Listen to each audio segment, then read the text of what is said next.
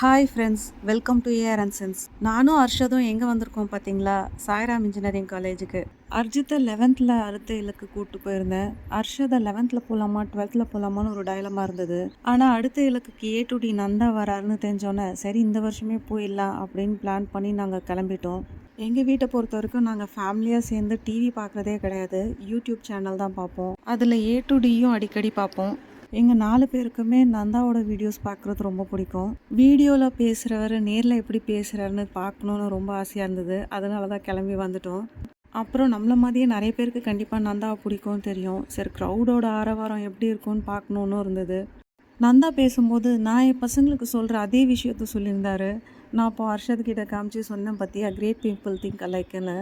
அப்படி என்ன பாயிண்ட் நான் சொல்கிறது நந்தாவும் சொன்னான்றது வீடியோவில் வரும்போது சொல்கிறேன். நெக்ஸ்ட் இயர் அர்ஷதை கூட்டிகிட்டு அடுத்த இலக்கு போவேனான்னு தெரியல. ஏன்னா அர்ஜித்துக்கும் 11th ஒரு வாட்டி தான் போனேன். அர்ஜித் 12thலாம் வேணான்னுட்டான். இவன் என்ன சொல்ல போகிறான்னு தெரியல. இப்போ ஏ டு டி நந்தாவோட பேச்சு ஆரம்பிக்க போகுது. நான் ஃபுல்லாக எடுக்கல, எனக்கு பிடிச்ச சில பார்ட்ஸை மட்டும் வீடியோ ஷூட் பண்ணேன்.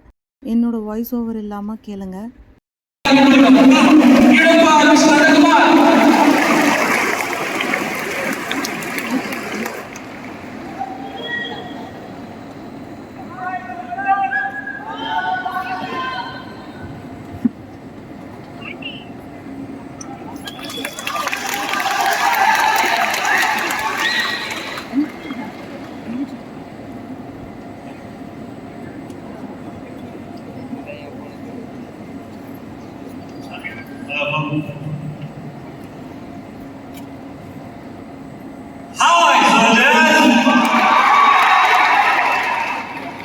ஒன்றும் தெரியல. ஆக்சுவலாக வந்து பார்த்தீங்கன்னா எவ்ரி பர்சன் இந்த லைஃப் கூட டிஃப்ரெண்ட் ஃபேஸ் இருக்கும். ஓகேங்களா?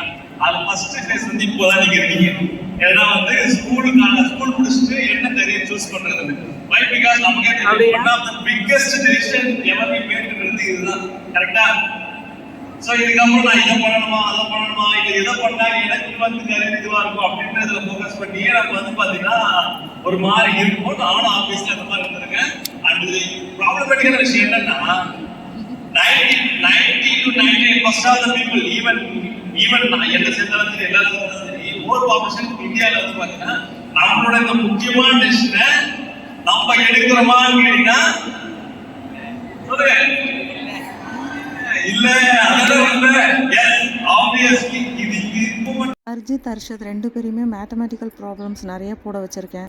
என் 2 பசங்களுமே கேட்பாங்க, இன்டகிரேஷன் டிஃப்ரென்சியேஷன்லாம் எதுக்கு படிக்கணும், நமக்கு அது எங்கே யூஸ் ஆகுது, அதை முதல்ல சொல்லுங்கள், அப்புறம் நாங்கள் படிக்கிறோம் சம் போடுறோன்னு. உங்களுக்கு அது யூஸ் ஆகுதோ இல்லையோ, நீங்கள் சம் போடுறதுனால உங்கள் பிரெயின் ஷார்ப் ஆகும்னு சொல்லுவேன். நான் என்ன சொல்வேனோ அதே தான் நான் தான் சொல்கிறதையும் நீங்கள் இப்போ கேட்கலாம். ப்ளஸ் மைனஸ் தான் எனக்கு யூஸ் ஆகல அப்படின்னு நினைப்பீங்க. பட் ஏன் அதை யூஸ் பண்ணா நீங்கள் மேத்தமெட்டிக்ஸ் ரிப்பீட்டாக போகிறதா உங்களுக்கு அனாலிட்டிக்கல் திங்கிங் அப்படின்ற ஒரு விஷயம் வந்து பெட்டராக. அனாலிட்டிக்கல் திங்கிங் ஏன் முக்கியம்னா நீங்க இந்த எனி ஃபீல்ட்ஸ் எந்த ஒரு துறையில எடுத்தாலுமே நம்ம ரோட்ல இருக்கிறவங்க எப்பயுமே அனாலிட்டிக்கல் திங்கிங்ல யார் பெட்டரா இருக்காங்களோ அவங்க தான் இருப்பாங்க. இப்போ நீங்க காலேஜே முடிச்சாலுமே ஆப்டிடியூட் இல்லாம உங்க வேலைக்கு எடுக்க மாட்டாங்க. கரெக்டா? ஆப்டிடியூட் டெஸ்ட் எதுக்கு வைக்கிறாங்க? உங்களை அனாலிட்டிக்கல் திங்கிங் டெஸ்ட் பண்றது தான், லாஜிக்கல் ரீசனிங் டெஸ்ட் பண்றது தான். ஸோ இந்த லாஜிக்கல் ரீசனிங் இந்த மாதிரி விஷயங்கள் இந்த பிரெயின் வயதை பெட்டர் பண்றதுக்காக தான் பேசிக்கான எஜுகேஷன் சிஸ்டம்ல இருக்க மோஸ்ட் ஆஃப் த சப்ஜெக்ட்ஸ் இருக்குஓகேங்களா? அதனால எனக்கு ரீல்ஸ் எடுக்கிறதுக்கு இல்லை அப்படின்ற விஷயம்லாம் நம்ம சொன்னா இது எக்ஸ்ட்ரா கரிக்குலர் ஆக்டிவிட்டிஸ் மாதிரி நீங்க தனியா கத்துக்கலாம். பட் இதெல்லாம் நம்ம பண்ணி தான் ஆகணும். கரெக்டா? ஸ்கூல்ல இவ்வளவு இதான் பண்ணிருக்கீங்க, இது தெரியாம நம்ம பண்ணிட்டு இருந்திருக்கோம். பட் இன்னைக்கு அதை தெரிஞ்சுக்கங்க. பட் ஆனா இதுக்கப்புறம் காலேஜ் போறோம் இல்லையா? காலேஜ் எதுக்காக இருக்கு? நம்ம நிறைய பேர் காலேஜ் சூஸ் பண்ணும்போது நான் இந்த இது எடுக்கிறேன். இப்போ எக்ஸாம்பிள் அதுக்கு ஏஐ முக்கியமா இருக்கு, நான் ஏஐடிஎஸ் எடுக்கலாம் அப்படின்னு சொல்லி நினைக்கிறேன். பட் நீங்க ஏஐடிஎஸ் எடுத்துட்டு அங்க போயிட்டு காலேஜ்ல எல்லாம் சொல்லி கொடுத்துருவாங்க, அவங்க தான் எல்லாம் சொல்லி அவங்க ரெஸ்பான்சிபிலிட்டி நான் மட்டும் சும்மா வருவேன் எல்லாம் சொல்லி கொடுத்துருன்னு நினைச்சீங்கன்னா அப்படி காலேஜ் எந்த ஒரு யூனிவர்சிட்டியுமே ஒர்க் ஆகும். இதான் கணக்கு. எப்படி ஒர்க் ஆகும் அப்படின்னா காலேஜ் ஒரு ஸ்பேஸ் டு லேர்ன் திங்ஸ். உங்களுக்கு எதுல உங்களுக்கு ரொம்ப இன்ட்ரெஸ்ட் இருக்கும். எக்ஸாம்பிள் ஏஐல இன்ட்ரெஸ்ட் இருக்கு, இல்ல எனக்கு கம்ப்யூட்டர் ப்ரோக்ராமிங் இன்ட்ரெஸ்ட் இருக்கு, இல்ல எனக்கு மெக்கானிக்கல் இன்ட்ரெஸ்ட் இருக்கு, இல்ல மெடிக்கல் பார்த்தா நீங்க ஏதோ ஒரு படிக்கிறீங்க. அது எனக்கு இன்ட்ரெஸ்ட் இருக்குன்னா அதை கத்துக்கிறதுக்கான ஒரு இடம் முக்கியமா டைம். இந்த 3 picture mind set, growth mind set, இந்த மாதிரி நிறைய விஷயங்கள் பேசலாம் ரீசன்ட் டைம்ஸ்ல. அப்ப நான் நிறைய ஸ்டூடெண்ட்ஸ் மாதிரி நிறைய பேர் பேசும்போது எனக்கு நிறைய பார்க்குற விஷயம்னா இப்போ நிறைய டிஸ்ட்ராக்ஷன் இருக்கு ஆக்சுவலா. ஆக்சுவலா வந்து இருக்கிறதுலே பிக்கஸ்ட் ஸ்ட்ரென்த் என்ன அப்படின்னா ஃபோக்கஸ்.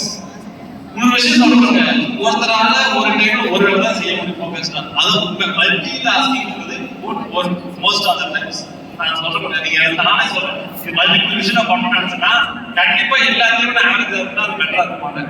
ஸோ அதனால வந்து பாத்தீங்கன்னா நான் ரீல்ஸ் நான் இதை பண்ணிட்டு அதை பண்ணுவேன், அதை பண்ணிட்டு ஓகே. ஸோ அப்படின்னு போது ஃபோக்கஸ் ரொம்ப முக்கியம். ஒரு focused 1 year can change whole your life time. உண்மையாவே நீங்க அதில் ஒரு டைம் அச்சீவ் பண்ணும்போது எல்லாருமே அந்த லைஃப் டைம்ல பார்ப்பீங்க. இத்தனை வருஷம் போய் வேலை செஞ்சிருப்பீங்க, இத்தனை வருஷம் ஒர்க் பண்ணிருக்கோம். ஆனா அந்த இயர்ல நம்ம பண்ணாத அச்சீவ்மெண்ட்ஸ் அந்த லாஸ்ட் 1 year பண்ணிருக்கோம். ஏன்னா அந்த 1 year நம்ம ஃபோக்கஸ் ஆகும். இது முன்னாடி பண்ண விஷயம் காம்பவுண்ட் ஆகி கூட வந்துருக்கும். புரியுங்களா? அந்த எத்தனை பேர் வந்து ரீல்ஸ் நிறைய பார்க்குறீங்க? ரீல்ஸ் பார்க்குறது எத்தனை பேர்?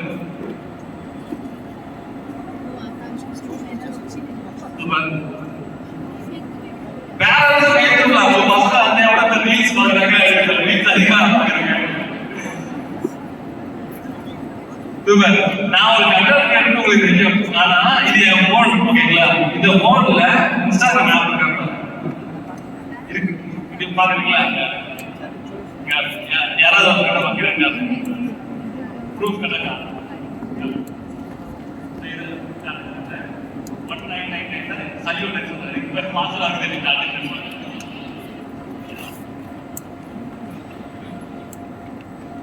சார் சொல்லுங்க.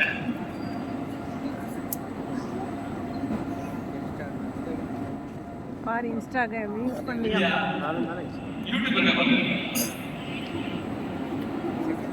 இல்ல நான் போன்ல இன்ஸ்டா வந்து யூடியூப் இருக்கு. ஆனா யூடியூப் இதுதான்டா பாயிண்ட்.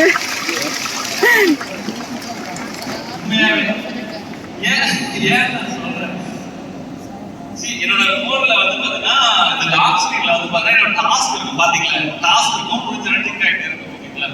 சோ ஏன் நான் வந்து இன்ஸ்டாகிராம் அண்ட் யூடியூப் வந்து அன்இன்ஸ்டால் பண்ணி வச்சிருக்கேன் as a being a creator and also என்னோட நான் பண்ற ரெவென்யூ மந்த்லி இயர்லி பண்ற டாஸ்க்ல அதிகமான காசு யூடியூப் மூலமா வருது. கரெக்ட்டுங்களா? அப்படி இருந்தும் யூடியூப் நான் யூஸ் பண்றது இல்லை.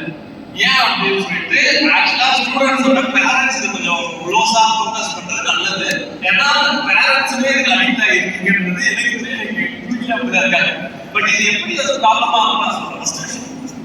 ஃபர்ஸ்ட் ட்ரக்ஸ் ஒரு நான் சொல்றேன். சைக்காலஜி ஒருத்தர் மனுஷங்களை வந்து படிக்கணும் எப்படின்னா அது ரெண்டு முக்கியமான விஷயம் பார்க்கணும். ஒன்று சைக்காலஜி, நியூரோ சயின்ஸ். சைக்காலஜி நம்ம எப்படி ரியாக்ட் பண்றோம் அப்படின்ற விஷயத்தை பற்றி படிக்கிறது சைக்காலஜி. நியூரோ சயின்ஸ் பிரெயின் எப்படி ஒர்க் ஆகுது அப்படின்ற விஷயம். ஓகேங்களா? இப்போ எப்படியா வந்து ட்ரக்ஸ் எப்படி ஒர்க் ஆகுதுன்னா, இப்போ ஒருத்தங்க இருக்காங்க, தே ஃபீல் லோ. ஒரு டைம் லோவா இருக்கும்போது என்ன பண்ணுவாங்கன்னா அவங்க பெட்டரா ஃபீல் பண்ணும்போது ட்ரக்ஸ் பண்ணுவாங்க. ஸோ ட்ரக்ஸ் பண்ண போகும்போது அவங்க ட்ரக்ஸ் எடுக்கும்போது தே ஃபீல் குட், ஒரு மாதிரி நல்லா ஃபீல் ஆகும். தட் இஸ் ட்ரக்கோட ஃபீலிங். அதுக்கு பின்னாடி நியூரோ சயின்ஸ் என்ன அப்படின்னா dopamine.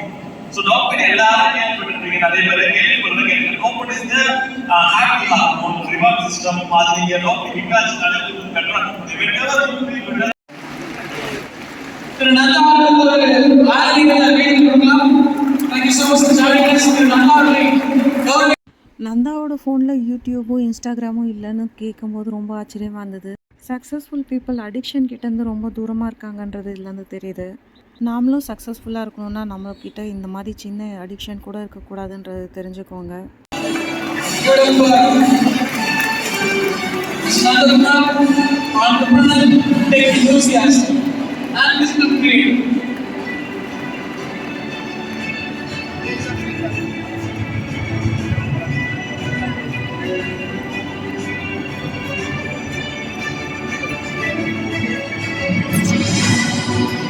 We request the dignitaries on the list to stay back for giving away the prizes for quiz winners.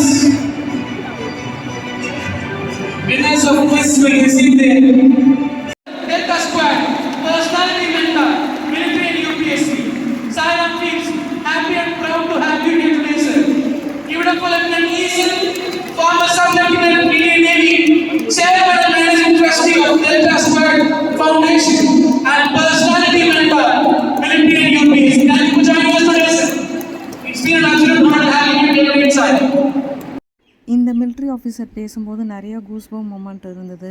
அதெல்லாம் கேப்சர் பண்ணியிருக்கேன். கேளுங்க வாய்ஸ் ஓவர் இல்லாமல். Saram Group of Institutions, my good friend Sai Prakash, other dignitaries, particularly from LLBS,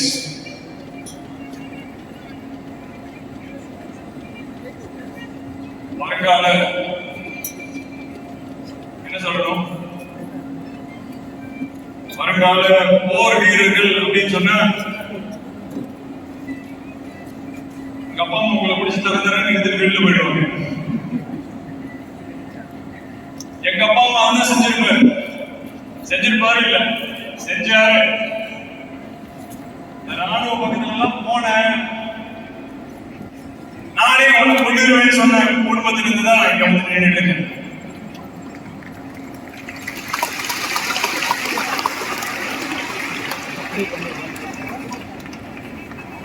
அப்ப நீங்க வீட்டுக்கு அடங்காத பிள்ளையா அப்படின்னு கேட்டீங்கன்னா, ஆமா வீட்டுக்கு அடங்காத பிள்ளைதான்.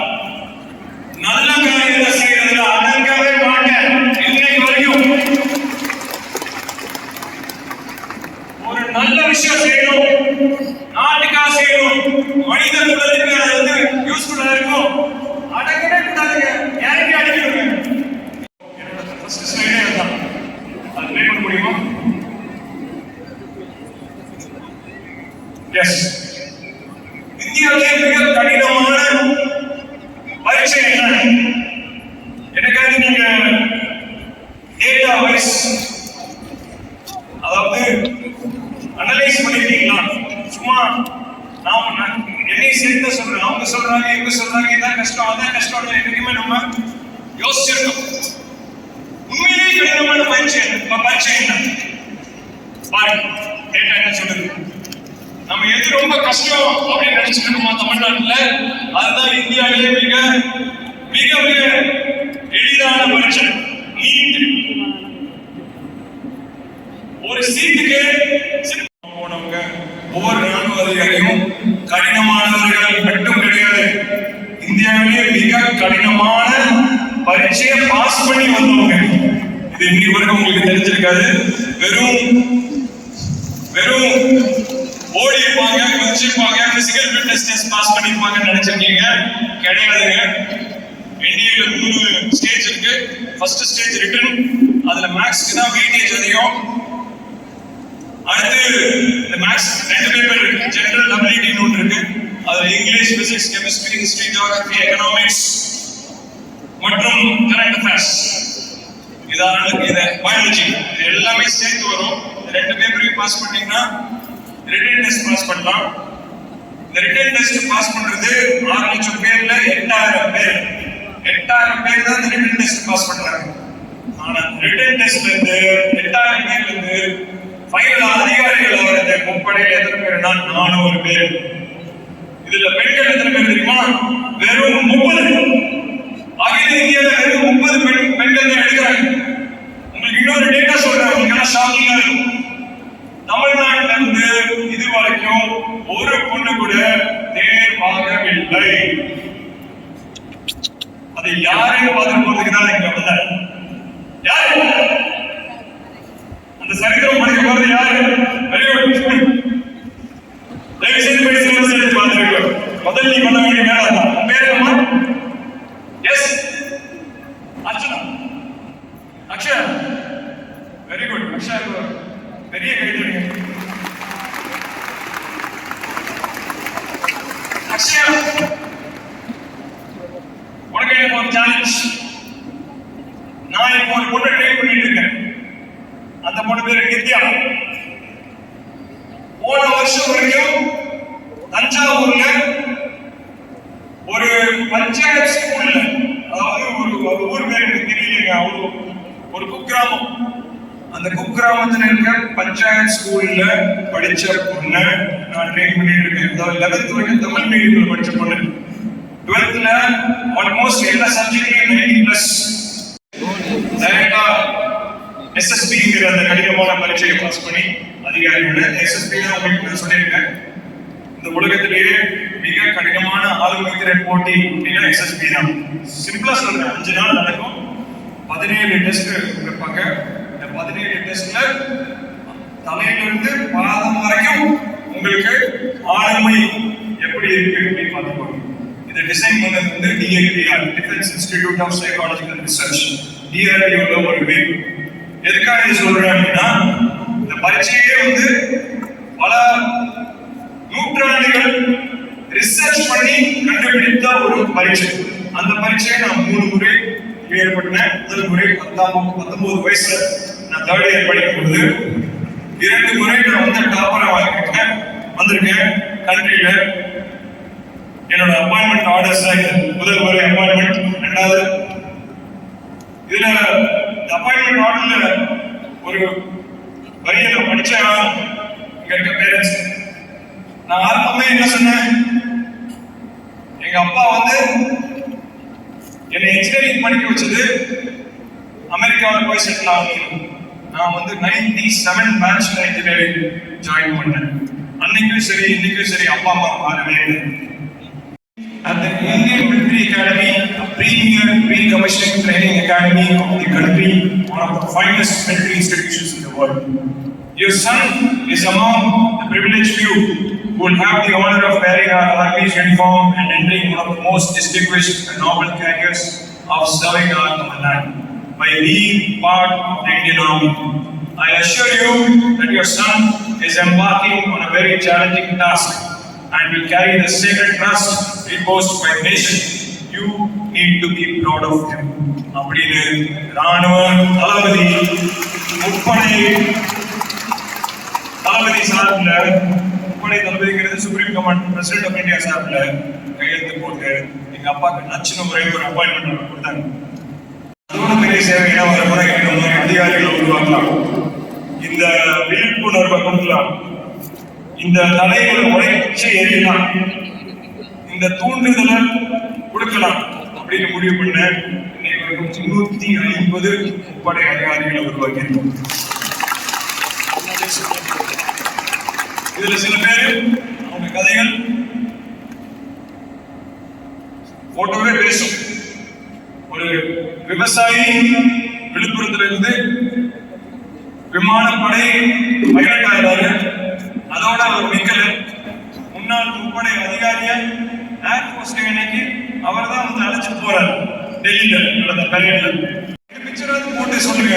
நான் சொன்னேன், நீ வந்த வேலை ஜல்லிக்கட்டு விளையாடுறதுக்கு இல்லை, அதிகாரி ஆடுறதுக்கு. நீ என்னைக்கு அதிகாரி யாரையோ அன்னைக்கு நான் எல்லா இடத்துலையும் சொல்றேன், இந்த மாதிரி ஜல்லிக்கட்டு விளையாடுறேன் இன்னைக்கு கடலோர காவல்படை அதிகாரி. அது மட்டும் இல்லைங்க, 75வது சுதந்திர தினத்தன்று UK நம்மளை அடிமைப்படுத்தி வச்சிருந்த லண்டன்ல நாம இந்திய கொடிய ஏற்ற கப்பல்ல இருந்த கமாண்டரே இந்த பையன் தான், லோகேஸ்வரன்.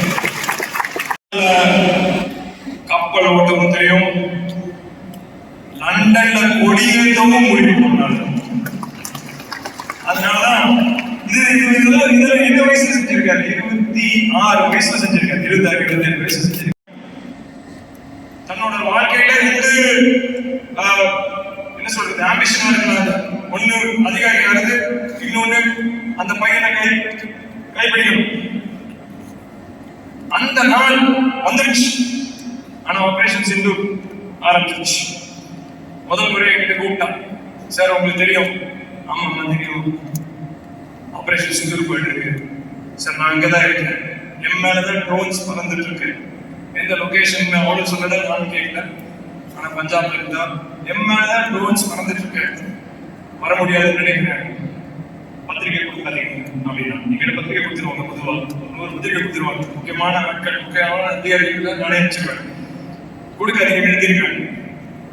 மறுபடியும் ஒரு 3 நாள் கழிச்சு கொடுத்தா, சார் கொடுங்க, ஒரு நாள் மட்டும் வந்து கல்யாணம் முடிஞ்சோட திருப்பி ரிட்டர்ன் போயிடுவேன் அப்படின்னு. மறுபடியும் கூப்பிட்ட ஒரு 2 நாள் கழிச்சு, சார் நான் வரல அப்படின்னு. இன்னும் ஒரு முடிவு பண்ணு, பத்திரிகை கொடுக்குறேன் எடுத்துக்குமா. நான் சொன்னேன், சார் பர்மிஷன் கிடைச்சிருச்சு, ஆனா என்ன நம்பி எனக்கு கீழே இருக்கக்கூடிய என் கமாண்ட் இருக்கக்கூடிய சிப்பாய்கள் அவங்களை விட்டுட்டு என்னால வர முடியாது, அதனால நான் வரலன்னு சொல்லிட்டேன், லீவ் வேணா கிடைச்சிருச்சு. இதுதான் வந்துச்சு. கடைசியில இந்த எண்ணம் இது நம்ம சொல்றோம், சொல்றோம், சர்வீஸ் பண்ணணும். இப்ப நம்ம பேசிட்டு இருக்கும்போது சொன்னாரு சாய் பிரகாஷ், சொன்னாரு சோஷியல் ரெஸ்பான்சிபிலிட்டி. இதுதாங்க சோஷியல் ரெஸ்பான்சிபிலிட்டி. லீவ் கிடைச்சிருச்சு, ஆனா வரல. எனக்கு என் கமாண்ட் ஒரு 100 சிப்பாய் இருக்காங்க, அவங்க என்ன நம்பி இருக்காங்க. என் கல்யாணம் போன போயிடும், நான் வரல. அதுதான் சோஷியல் ரெஸ்பான்சிபிலிட்டி. ஆனா அதனாலேயே அவருக்கு வந்து கரெக்டா அந்த சீஸ்ஃபயர் வந்து உங்களுக்கு சீஸ்ஃபயர் அனௌன்ஸ் பண்ணாங்க. சீஸ்ஃபயர் அனௌன்ஸ் பண்ண அடுத்த நாள் கல்யாணம் வந்தா, கல்யாணம் முடிச்சா ஒரு வாரத்துக்கு திருப்பி ரிட்டர்ன் பண்ணிட்டாங்க. ஏன்னா ஆபரேஷன் சிறிது ஸ்டில் ஆன். அதுல இருக்கக்கூடிய ஒரு பெண். நெக்ஸ்ட் இது மாதிரி சொல்லிட்டே இருக்கலாம். நெக்ஸ்ட் எஸ் டேட்டா ஸ்குவாடோட கதை நாங்க 3 பாட்டு பண்ணியிருக்காரு. ராணுவ மந்திரி, ரக்ஷா மந்திரி பக்கத்திலேயே தான் ஒரு மேஜர் ராஜ் பிரசாத். இன்னைக்கு ராணுவத்தில் இருக்கக்கூடிய நிறைய டெக்னாலஜி அவர் கண்டுபிடிச்சதுதான்.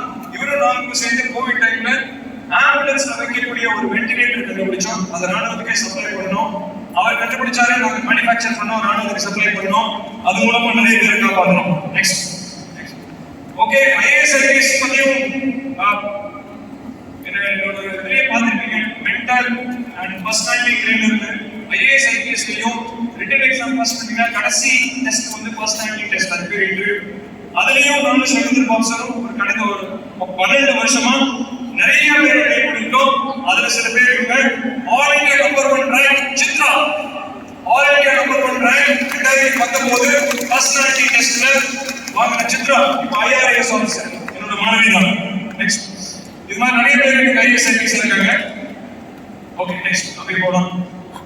சோ ஆளுமை பண்பு கண்டிப்பா தேவை. இதுல ஒரு எக்ஸ்பெரிமெண்ட் அமேசான் டெலிவரி பாய் கேட்டீங்க, இங்க வேற அமேசான் ஸ்விக்கி டெலிவரி பாய் இருந்தவர் என்னவா இருக்காரு பாருங்க. Central reserve police force assistant commandant IPS ஈக்குவலான ஒரு பதவியில் இருக்காரு. அவரோட வெறியோட வேகத்தோட நாலேஜோட ரெடியா இருக்காங்கன்னா என்கிட்ட அனுப்புங்க. ட்ரெயின் பண்றதுக்கு ரெடி. இலவசம் சாப்பாடு, தங்கும் வசதி அனைத்தும் இலவசம். நாங்க பண்றோம். வறுமை கூட்டத்துக்கு கீழே நம்ம ஒண்ணுதான். மற்றபடி அவங்களுக்கு அவங்க ரெடி தான், நாங்க ready. Thank you very much. Jai.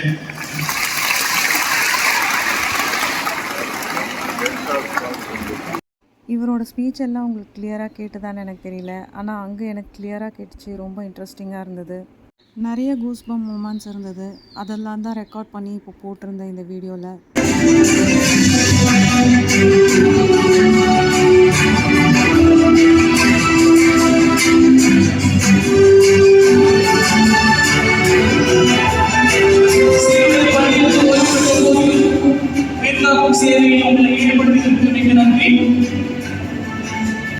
அடுத்தது பேச வந்தது பிரேமானந்த் சார். இவரோட ஸ்பீச் 3வது வாட்டியாக கேட்குறேன். அடுத்த இலக்குன்ற கான்செப்டையே கொண்டு வந்தவர். ரொம்ப நல்ல விஷயம்னு சொல்லணும். ஏன்னா நிறைய பேருக்கு என்ன படிக்கிறதுன்ற கிளாரிட்டி இல்லாதவங்களுக்குலாம் இது ரொம்ப யூஸ்ஃபுல்லாக இருக்கும்.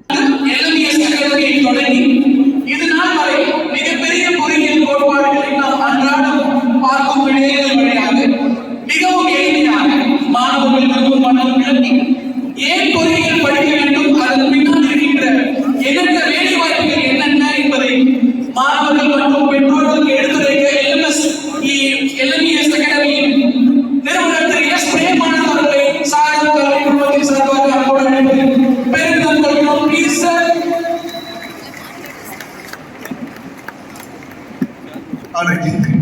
இனிய காலை வணக்கம். காலையில் நான் பதிவு. Good morning to all. First of all, இந்த ஈவென்ட் வந்து இவ்வளவு சிறப்பாக நடக்கிறதுக்கு இது வந்து ஆல்மோஸ்ட் 6 வருஷமா பண்ணிட்டு இருக்கோம்.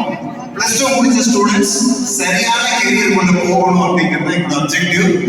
நிறைய பேர் ஏகப்பட்ட குழப்பங்கள் இருக்கும். அந்த குழப்பத்தை தீர்த்து வைக்கிறதுக்காக தான் அந்த ஈவெண்ட். இதை கடந்த 6 வருஷத்துக்கு மேல ஆல்மோஸ்ட் ஒரு 1 லட்சத்துக்கு மேற்பட்ட பசங்களை கொண்டு போய் சேர்த்திருக்கோம். இது வழியா நிறைய பசங்களுக்கு வந்து கிளாரிட்டி கிடைச்சிருக்கு.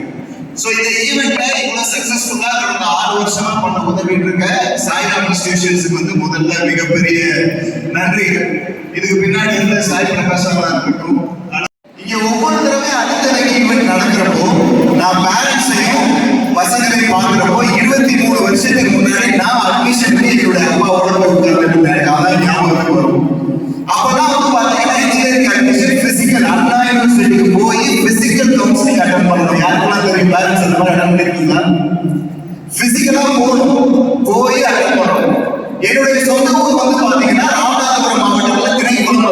சின்ன கிராமம், எனக்கு பெருசா வீட்டுல இருந்து போயிட்டு வந்துடலாம் அப்படின்னு அவர் சொல்லிட்டாரு.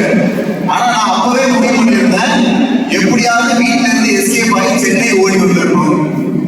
வீட்டுல இருந்தா உட்கார வச்சு 12 வருஷம் தான் படி போட்டு டார்ச்சர் பண்ணாங்க. எப்படியாவது இண்டிபெண்டா நம்ம என்ன பண்ணணும் அப்படின்னா அங்க இருந்து ஓடி வந்து சென்னை மாதிரி இடத்துல வந்தா நமக்கு ஒரு ஃப்ரீடம் கிடைக்கும். இந்த காலேஜ்ல படிச்சா நம்ம வாழ்க்கை நல்லா இருக்காது, எப்படியாவது இங்க இருந்து எஸ்கேப் ஆகணும்னு சொல்லிட்டு அண்ணா யூனிவர்சிட்டி, அப்ப பாலகுருசாமி தான் வந்து டீனா இருந்தாருன்னு நினைக்கிறேன், பிசியா இருந்தாரு. அண்ணா யூனிவர்சிட்டி அந்த மெயின் ரோட்ல நாங்க 100 பேர் உட்கார்ந்து போராட்டணும். இந்த காலேஜ்ல எங்களால படிக்க முடியாது, இந்த காலேஜ்ல படிச்சா எங்களுக்கு வந்து நல்ல வாய்ப்புகள் கிடையாது. அண்ட் இந்த காலேஜ்ல infrastructure destruction first year arrear வந்து கன்சிடர் பண்ண மாட்டாங்க. ரைட்? இந்த கதையை நான் வந்து பிளஸ் 2 முடிச்சு வர பசங்க எல்லாமே நான் சொல்லுவேன். காரணம் என்ன அப்படின்னா, தயவு செஞ்சு உன் காலேஜ் சூஸ் பண்றப்போ இன்ஜினியரிங் சேர போற அப்படின்னா நீ நேர் பேசிட்டு உன் பசங்களோட ஃப்ரெண்ட்ஸோட நல்லா பேசுவாங்கடா குரூப். சோ இன்ஜினியரிங் படிச்சாலே எனக்கு ஒரு சூப்பரான கெரியர் பிளேஸ்மெண்ட், எனக்கு வந்து எண்டாவது கேம்பஸ் பிளேஸ்மெண்ட், எனக்கு ஒரு சூப்பரான ஆப்பர்ச்சுனிட்டி கிடைக்கும் எண்ணத்துல இருந்துன்னா இதான் ரியல். இதை முதல்ல மைண்ட்ல வச்சுக்கோ. அப்போ நீ சூஸ் பண்ற காலேஜ் ரொம்ப முக்கியம். நிறைய பேருக்கு வந்து ஒரு எண்ணம் இருக்கும், நான் என்ன கோர்ஸ் சூஸ் பண்ணணும் அப்படிங்கிற ஒரு கேள்வி எல்லாருமே இருக்கும். நீ காலேஜ் கோர்ஸ் சூஸ் பண்றதுக்கு முன்னாடி காலேஜ் ரொம்ப ரொம்ப முக்கியம். நீ சூஸ் பண்ற காலேஜ், நம்ம ஊர்ல எவ்வளவு காலேஜ் இருக்கு பாத்தீங்கன்னா ஓவராலா நம்ம ஊர்ல ஒட்டுமொத்தமா self financial engineering college 404 college இருக்கு. அதே மாதிரி உறுப்பு கல்லூரிகள் 14, government college 11, university 4, government aided 3. இந்த செல்ஃப் ஃபைனான்சியல் காலேஜ் 404 இருக்கு இல்லையா, இந்த 404ல உருப்படியா 30-40 காலேஜ் தான் பேரு.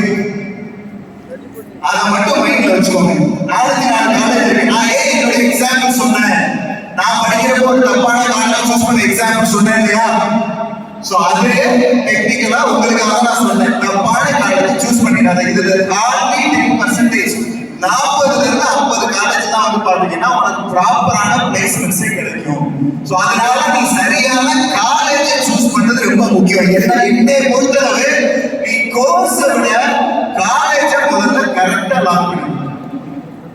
ரைட்டா? நீ காலேஜை தப்பா சூஸ் பண்ணிட்ட அப்படின்னா உனக்கான ஆப்பர்ச்சுனிட்டி குறையறதுக்கான வாய்ப்புகள் இருக்கு. நான் சொன்னேன் 10-15% தான் கேம்பஸ் பிளேஸ்மெண்ட் வர்றாங்க அப்படின்னு சொல்லிட்டு ஏரியா முதல்ல நீ செக் பண்ண வேண்டியது. ஃபர்ஸ்ட் பாரு NBA, நீ சூஸ் பண்ண போற அந்த கோர்ஸை NBA அந்த காலேஜ்ல அக்ரிடேட் பண்ணிருக்காங்களா, அந்த அக்ரிடேஷன் இருக்கா இல்லையா பாரு.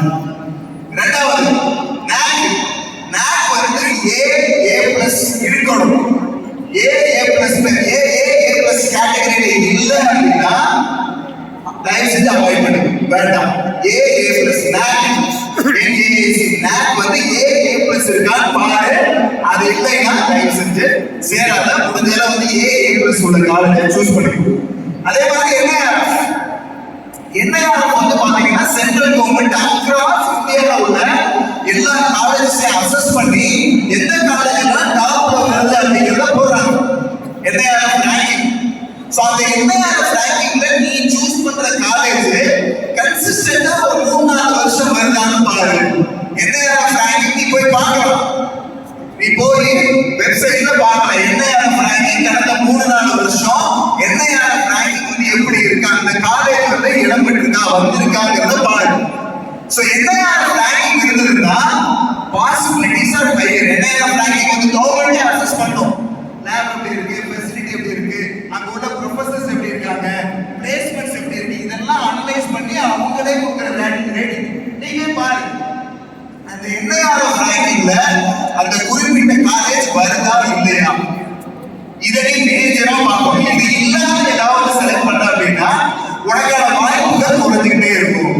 ஓவரால் செஷன் முடிஞ்சதுக்கு அப்புறம் இவங்கெல்லாம் நாங்க பர்சனலா பார்த்து ட்ரெயின் பண்ணி அனுப்பிச்ச பசங்க. நாங்க ட்ரெயின் ஸ்டூடெண்ட்ஸ்.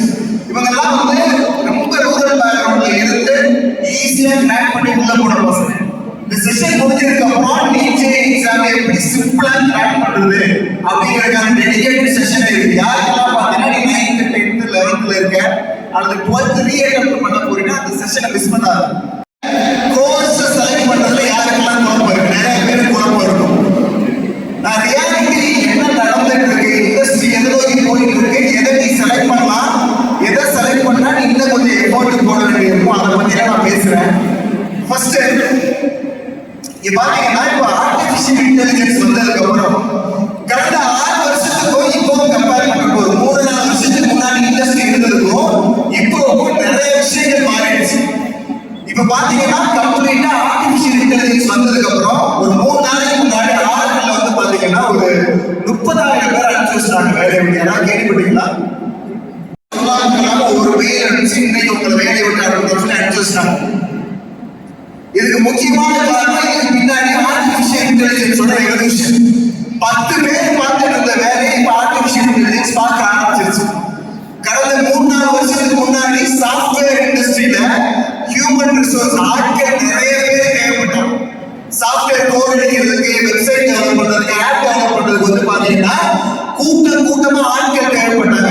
அதனாலதான் TCS, SGR இந்த மாதிரி கம்பெனிஸ் எல்லாம் ஆட்களை ஹையர் பண்ணி அமெரிக்கால ஒரு ப்ராஜெக்ட் பண்ணணும்னா என்ன பண்ணாங்க, இங்க உள்ள ஆட்களை வந்து சாஃப்ட்வேர் டெவலப் பண்ணிட்டு இருந்தாங்க. உங்களுடைய லேர்னிங் இருந்துட்டு படிச்சுட்டே இருப்பாங்க. அந்த ஸ்பேஸ் வந்து ரொம்ப ஃபாஸ்டா மூவ் ஆயிட்டு. அப்போ நீ வந்து உங்களோட ஸ்கில்லை வளர்த்துக்கணும். சார் நான் ஸ்கில்லை வளர்த்துக்க தயாரா இருக்கேன், கண்டினியூஸா கத்துக்க தயாரா இருக்கேன் அப்படின்னு நினைக்கிறவன் கம்ப்யூட்டர் சயின்ஸ் எடுக்கலாம், ஒன்றும் பிரச்சனை இல்லை. ஆனா கோர்ஸ் எடுக்கிறதுக்கு முன்னாடி ஒரே ஒரு விஷயம் மட்டும் முடிவு பண்ணிக்கோங்க.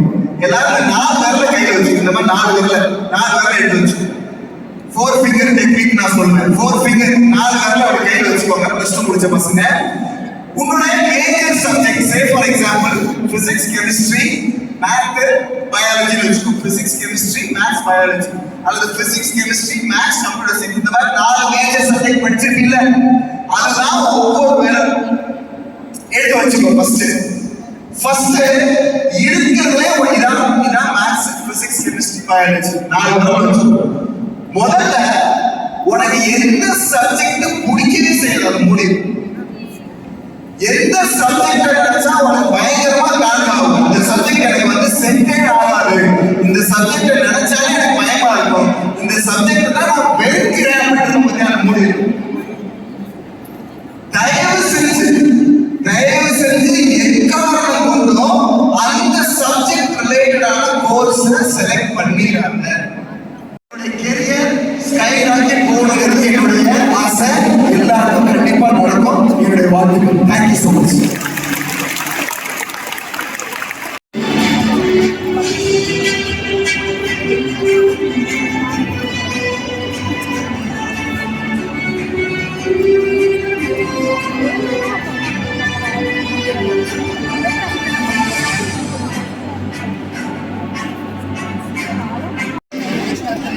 In Saga Indian STP is very significant. Okay. Thank you so much for being here. இந்த பிளட்ஜ் எடுக்கிறது முன்னாடி சாய்ராமுக்கும் எஸ்டிஜிக்கும் என்ன சம்பந்தங்கிறத பட்ட ஒரு சில வார்த்தைகளை சொல்றேன். ஒரு நிறுவனம், கல்வி நிறுவனம் ஆத்மார்த்தமா ஐநா சபையினுடைய நீடித்த வளர்ச்சிக்கான இலக்குகள் 17 நகரத்தை கொண்டிருக்கிறது அப்படின்னா அது சாய்ராம் சொல்லுவோம். அர்ஜித்தை அடுத்த இலக்கு கூட்டு வரும்போது சாய்ராம் இன்ஜினியரிங் காலேஜோட இந்த ஸ்பீச்சை கேட்டு ரொம்ப இம்ப்ரெஸ் ஆயிருந்தேன். அதனால ஃபஸ்ட்டு ப்ரிஃபரன்ஸில் சாய்ராம் இன்ஜினியரிங் காலேஜ் வச்சுருந்தேன். அதே மாதிரி நாங்கள் சீட்டுக்கு அங்கே போகும்போது அர்ஜித்துக்கு கிடைக்கவும் செஞ்சிடுச்சு. அதனால சரி வேறு எந்த காலேஜஸுமே நாங்கள் பார்க்கல, சாய்ராம் இன்ஜினியரிங் காலேஜ்லேயே சேர்த்துட்டோம். நம்ம ஒரு டிசிஷன் எடுத்தோம்னா அந்த டிசிஷனில் அப்போ ஹாப்பியாக இருக்கிறத விட அது முடிக்கும் போது ஹாப்பியாக இருக்கணும். எனக்கு இப்போது செகண்ட் இயர் படிக்கிறான் அர்ஜித். நிஜமாலே ரொம்ப சந்தோஷமாக இருக்குது. ஏன்னா அவன் இப்போவே அவங்க அப்பாவுக்கு 2 ப்ராஜெக்ட் முடிச்சிட்டான். அர்ஜித்தை கூட்டிகிட்டு வரும்போதும் சாய்ராமில் உள்ள சாய்பாபா கோயிலில் போய் வேண்டிட்டு வந்தேன். இப்போ ஹர்ஷதோட வரும்போதும் சாய்ராமில் உள்ள அந்த சாய்பாபா கோயிலில் போய் சாமி கும்பிட்டுட்டு நாங்கள் வீட்டுக்கு கிளம்பிட்டோம். அவ்வளோதான் ஃப்ரெண்ட்ஸ் இந்த வீடியோ. நன்றி, வணக்கம்.